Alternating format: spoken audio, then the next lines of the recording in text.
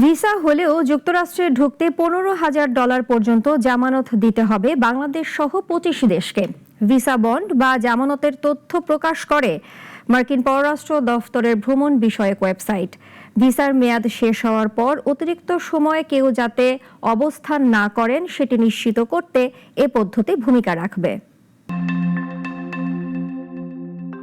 গেল বছরের 5 আগস্ট নির্দিষ্ট কিছু দেশের ভ্রমণকারীদের যুক্তরাষ্ট্রে প্রবেশ করার আগে সর্বোচ্চ $15,000 পর্যন্ত জামানত জমা দিতে হবে বলে জানিয়েছিল মার্কিন পররাষ্ট্র দপ্তর। ডোনাল্ড ট্রাম্প প্রশাসনের অভিবাসন বিরোধী নতুন পদক্ষেপ হিসেবে এই সংক্রান্ত এক কর্মসূচি গ্রহণ করে। 5 আগস্ট যুক্তরাষ্ট্রের ফেডারেল রেজিস্টারে প্রকাশিত পররাষ্ট্র দপ্তরের অস্থায়ী চূড়ান্ত নীতিমালা অনুযায়ী এই কর্মসূচি এমন দেশগুলোর নাগরিকদের নিশানা করবে যেসব দেশের ভিসা বিরোধীদের নির্ধারিত মেয়াদ শেষে যুক্তরাষ্ট্রে থাকার হার ঐতিহাসিকভাবে বেশি।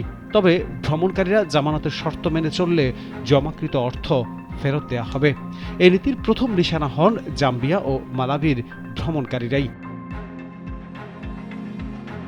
এরপরেই ভিসা বন্ডের শর্তযুক্ত দেশগুলোর তালিকায় 7টি দেশকে যুক্ত করা হয়। তার এক সপ্তাহ পার হওয়ার আগেই গতকাল বাংলাদেশ সহ 25টি দেশের নাম যোগ করে মার্কিন পররাষ্ট্র দপ্তর। মার্কিন পররাষ্ট্র দপ্তরের ওয়েবসাইটে প্রকাশিত তথ্য অনুযায়ী নতুন করে যুক্ত হওয়া দেশগুলোর জন্য এই বন্ডের শর্ত 21 জানুয়ারি থেকে কার্যকর হবে।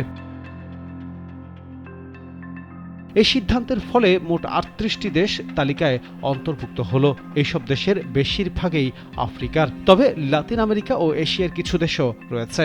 নতুন নিয়মের ফলে অনেক নাগরিকের জন্যই এখন মার্কিন ভিসা পাওয়া অত্যন্ত ব্যয়বহুল হয়ে পড়বে। যুক্তরাষ্ট্রে প্রবেশের ক্ষেত্রে ইতোমধ্যে আরোপিত কড়াকড়ি আরও জোরালো করতে ট্রাম্প প্রশাসনের নেওয়া সর্বশেষ পদক্ষেপ এটি। নতুন নিয়ম অনুযায়ী যেসব দেশের নাগরিকদের মার্কিন ভিসার প্রয়োজন হয় তাদের সবাইকে সশরীরে সাক্ষাৎকারে অংশ নিতে হবে।